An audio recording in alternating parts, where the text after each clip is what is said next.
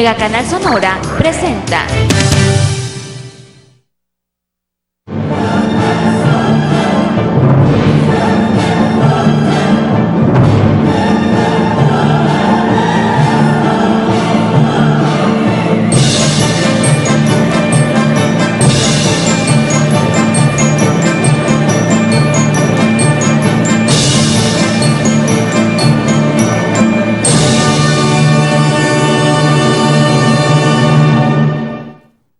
Hola, ¿cómo están? Qué bueno que nos acompañen una semana más en su programa Tiempos, un momento con la historia. En esta semana del Festival Internacional del Pitic, aquí en Hermosillo, esta semana va a estar la ciudad hirviendo de cultura y de buen ambiente. No dejen de venir los que viven en otras ciudades del estado. Bueno, esta semana vamos a hablar de un tema, de una ciudad, de un municipio, de un serrano de la región noreste del estado de Sonora, muy famosa por un hecho histórico que sucedió en 1907, pero que esa población es mucho más que eso. Me refiero a Nacozari de García, que es mucho más que el héroe de Nacozari. Y para hablar de eso, tenemos como invitado a Jesús Ernesto Ibarra Quijada, que es el autor de un libro, muchacho joven, autor de un libro que se llama Nacozari de García, 3 siglos de historia y minería. Bien hecho, bien escrito y bien publicado este libro, y por eso le invitamos a que estuviera con nosotros esta semana. ¿Por dónde empezamos? ¿Por la fundación? Primero que nada, muchísimas gracias, maestro, por la invitación. Y sí, en efecto, como usted mencionaba, cuando hablamos de la historia de Nacozari, se enfoca por lo regular, con mucho respeto, mucho orgullo, en el héroe Nacozari. Pero hay poca gente que sabe, a reserva de historiadores y investigadores y académicos, que antes de Jesús García había ya 200 años de historia en la minería, que se remontan a mediados del siglo XVII. Estamos hablando del año de 1660, cuando llegan los primeros exploradores a la región que hoy conocemos como Nacozari Viejo. El Nacozari 40 años antes de que vinieran aquí al Pitic los primeros. Exactamente, de hecho uno de los fundadores de aquí el Pitic viene de Nacozari. Pues sí, Juan Bautista de Escalante. Fue comisionado, sale de Nacozari y llega a fundarla. ¿Y cómo es que llegan ahí los españoles? Primero fundan las misiones de Nuestra Señora de la Asunción de Cumupa, que es Cumpas, a San Miguel Arcángel de Oposura, Moctezuma. Cierto. Y uno de esos misioneros que participan en esas fundaciones, recorre el río Moctezuma hacia el norte y llega a lo que hoy conocemos como Nacozari Viejo. A diferencia de otros pueblos, pues las condiciones geográficas no permiten la actividad agropecuaria y se dedican únicamente a la actividad minera. Fundan. Evidentemente ahí había mineralización, ¿no? Exacto. Por eso que un Real de Minas, nace como Real de Minas. Nace como Real de Minas, el Real de Minas de Nuestra Señora del Rosario de Nacozari, fundada en 1660 por el misionero jesuita Gilles de Fiedermont, originario de Bélgica. ¿Y eso de Nacozari qué significa? ¿Por qué Nacozari? Nacozari, hay dos versiones sobre el nombre de Nacozari.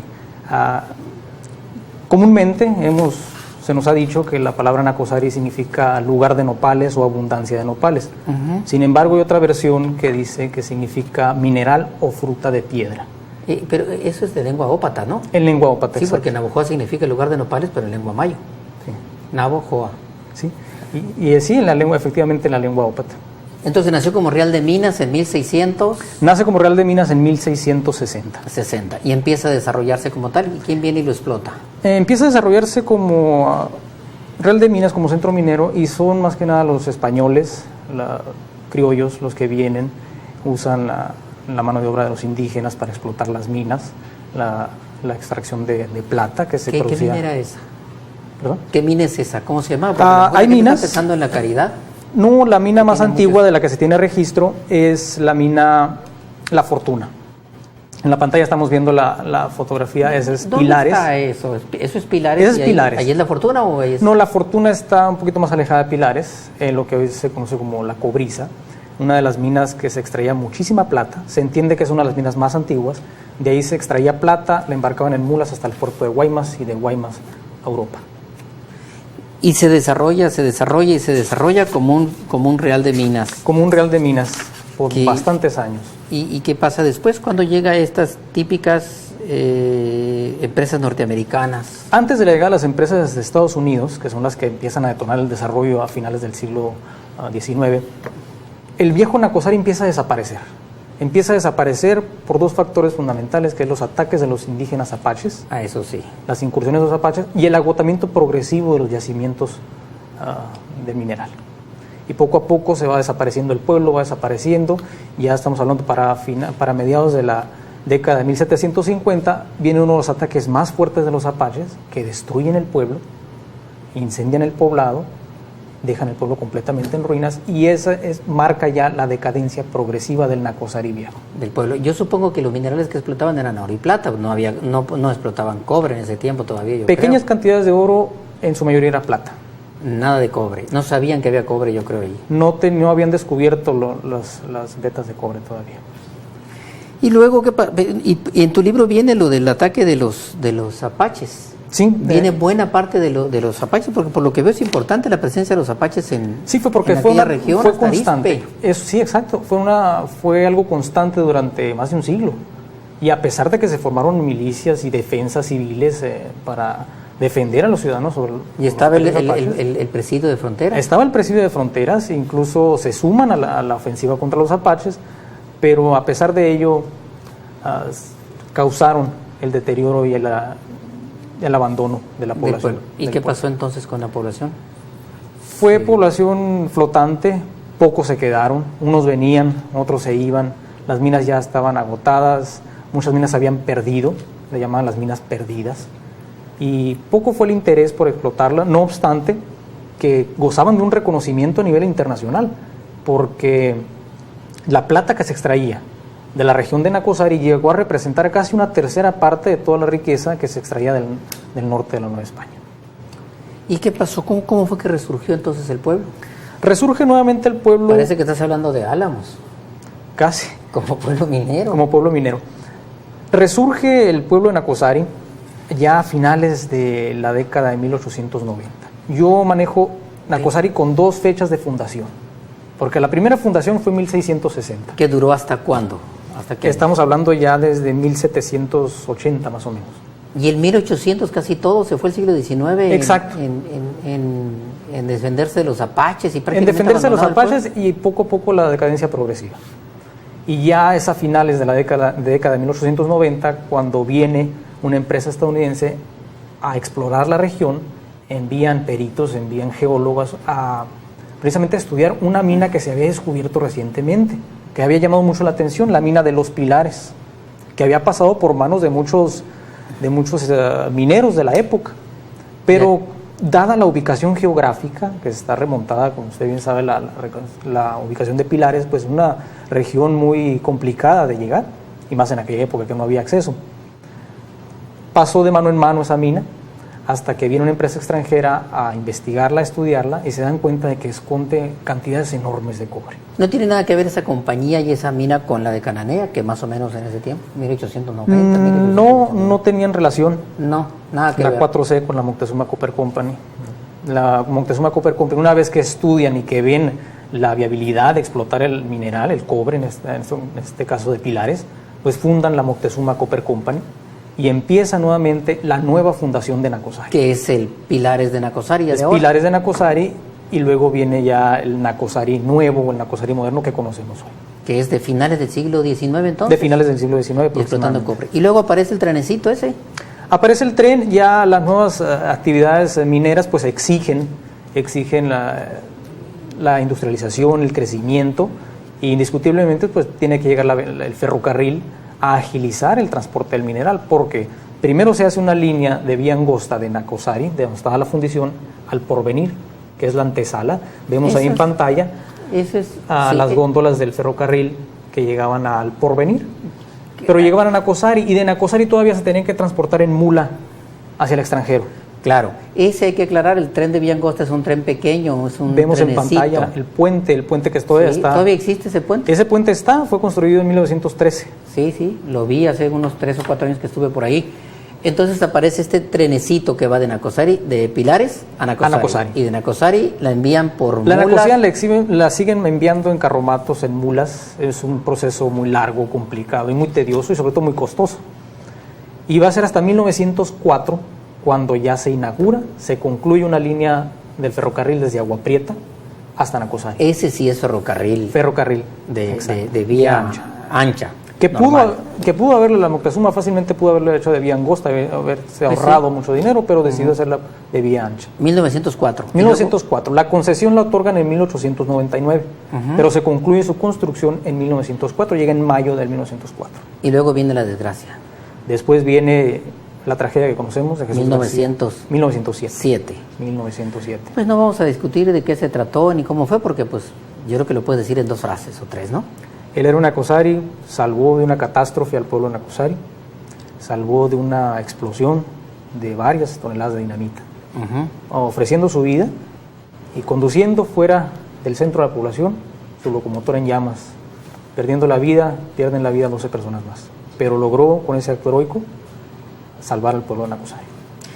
¿Qué pasa después de este acto heroico que le dio pues el nombre mundial al hermosillense Jesús García y a la población de Nacosari? Exactamente, de hecho fue una noticia trascendental porque no solo se reconoció a nivel local, sino que al siguiente día apareció en las columnas del New York Times el acto heroico de Jesús García.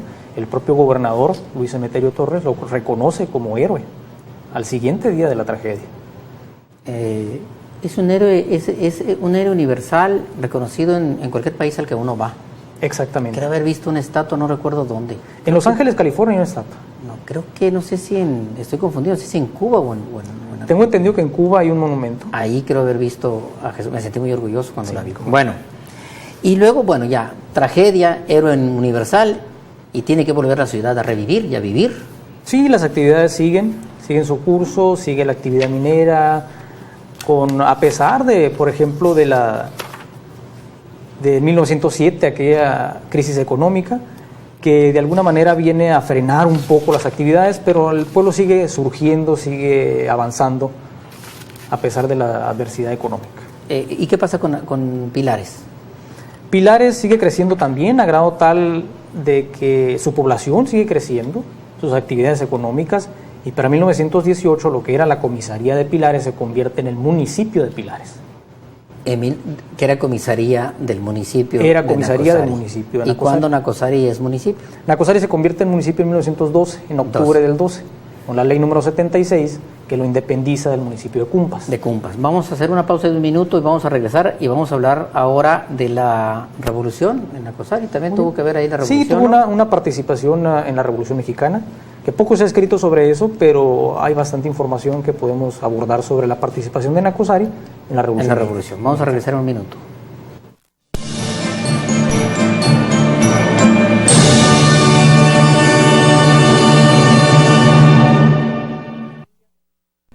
Continuamos, y hay tanto que hablar de Nacosari que ya aquí en este intermedio ya no sabemos cómo reorganizarnos. Bueno, primero es hablar de la revolución en Nacosari y luego hablamos de esta parte arquitectónica tan bonita que tiene que ver con las compañías y los funcionarios mineros ingleses, ¿no? Claro que sí. Antes de continuar quiero nada más mandar un saludo. Nos están viendo desde Canadá. Va un saludo para Calgary, desde Canadá, para Leva Alejandro, Ana Cristina y Ramoncita, que nos están viendo ahorita en vivo. Están por Facebook. Sí. Bueno, entonces la revolución en Nacosari. La Revolución Mexicana en Nacosari fue un punto estratégico en el norte de Sonora por las actividades económicas y sobre todo por el ferrocarril.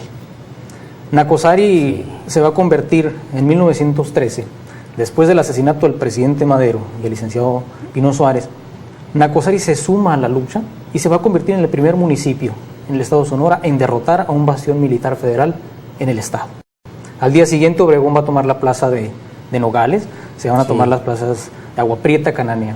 Dato curioso nada más, Nacosari se convierte en el primer municipio y no solo eso, sino que proclama aquel famoso manifiesto a los sonorenses, que convocan a los sonorenses a levantarse en armas en contra del régimen usurpador, 2 semanas antes de que Carranza promulgara el plan de Guadalupe en Coahuila. Eso sí lo estoy recordando ahora que dices, ¿eh? Es cierto.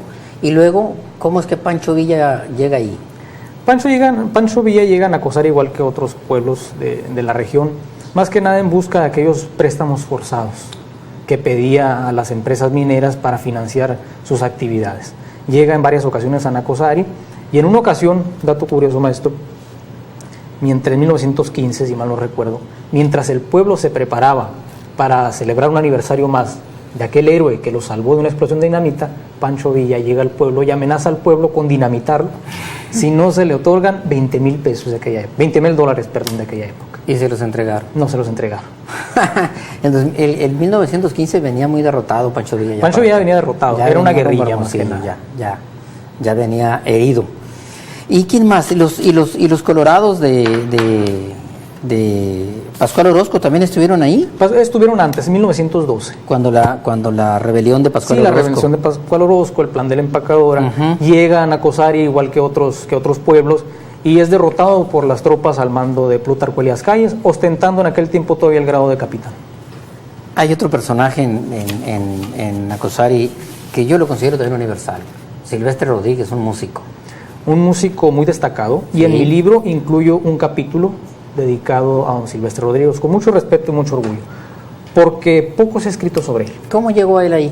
Silvestre Rodríguez es originario de Michoacán, Sí. recorre varios estados de la República, llega a Sonora, recorre varios municipios del estado y llega a Nacosari en 1905, 1904 aproximadamente. Llega y se establece en Nacosari, contrae nupcias con su esposa en 1905 y radica en Nacosari. ¿Era un profesor? Era maestro de música, muy destacado por las partituras que había visto, música exquisita, muy buena música, y que se sigue recordando hasta nuestros días. Y yo decidí incluir un capítulo en mi libro sobre este compositor, precisamente como lo dije anteriormente, porque poco se ha escrito sobre él. Poco se ha escrito sobre él, es cierto, pero ¿Sí? el músico. Sí, que al grado tal que su música sigue siendo hasta nuestros días parte fundamental del folclore sonorense. Escuchamos el costeño, escuchamos la pilareña con gran aceptación hasta nuestros días. ¿Y quién es el baile del diablo también de él?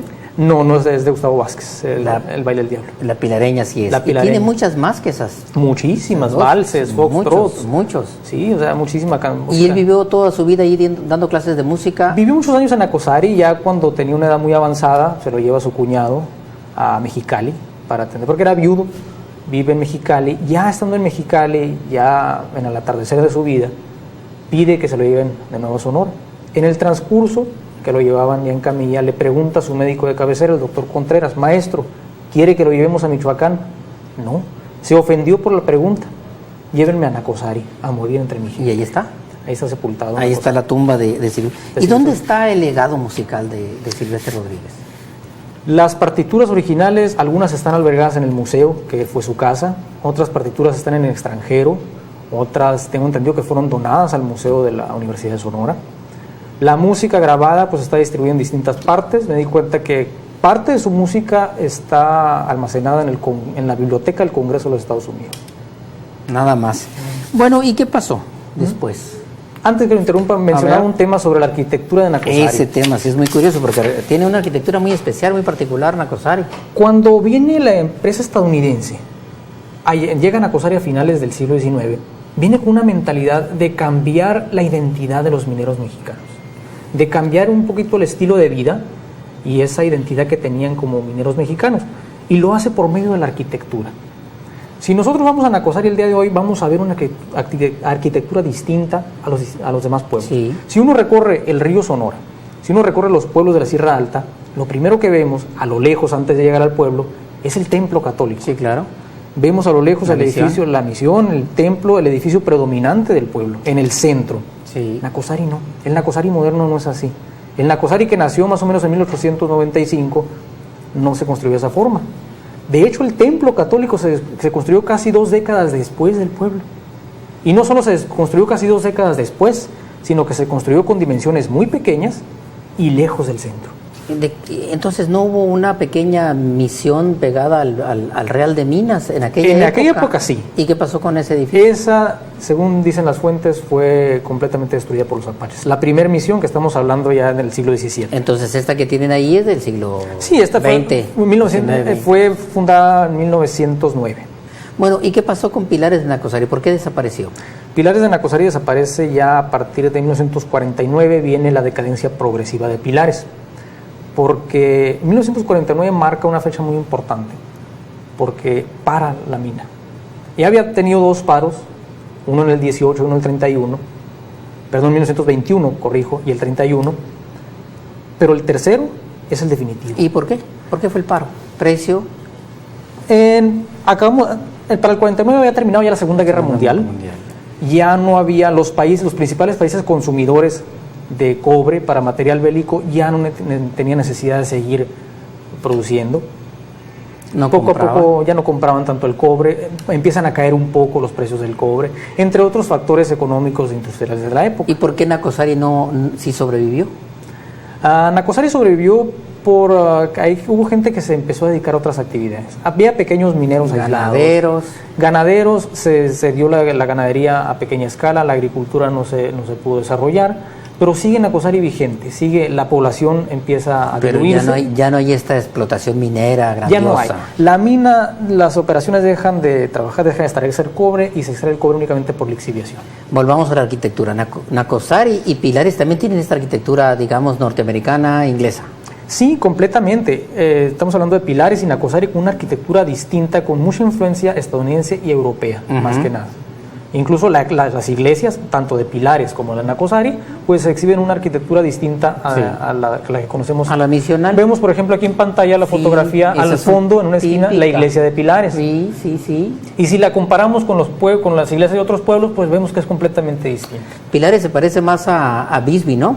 Correcto, de hecho. Es de esa época. Desde la misma época y sí exhiben arquitectura muy, muy similar. ¿Y qué pasó entonces? Nos olvidamos de Nacozari, ahí está sobreviviendo, ¿y cuándo vuelve a explotar? Para la Moctezuma Copper Company en el 49, pasan algunos años, y ya para la década de los 60, finales de los 60, vienen nuevas exploraciones. Estamos hablando que ya para los 60 viene una nueva ley minera, que dice que los extranjeros no pueden ser dueños de más del 50% del mineral que se extrae del subsuelo. Entonces, para el efecto, se funda una empresa mexicana de cobre, SADCB. Una paraestatal. Una empresa, sí, se funda en la Ciudad de México, Sociedad Anónima de Capital Variable, y viene a escribir un nuevo capítulo en la historia de Nacozari. Cuando todo se pensaba perdido, cuando se pensaba que ya la explotación de cobre ya había terminado, pues se descubren nuevos yacimientos enormes, muy cerca de Pilares, y se empieza a detonar el desarrollo y el crecimiento. La famosa mina de la Caridad. Yo era niño, escuché eso, como que se había descubierto la cosa más grande del mundo. De hecho, la población de Nacozari se triplicó más. O sea, la población de Nacozari, que estaba diluyéndose, que está desapareciendo, viene a triplicarse, a cuadruplicarse en cuestión de años. En los años 70. En los años 70. Esta empresa paraestatal mexicana empieza a explotar a cielo abierto.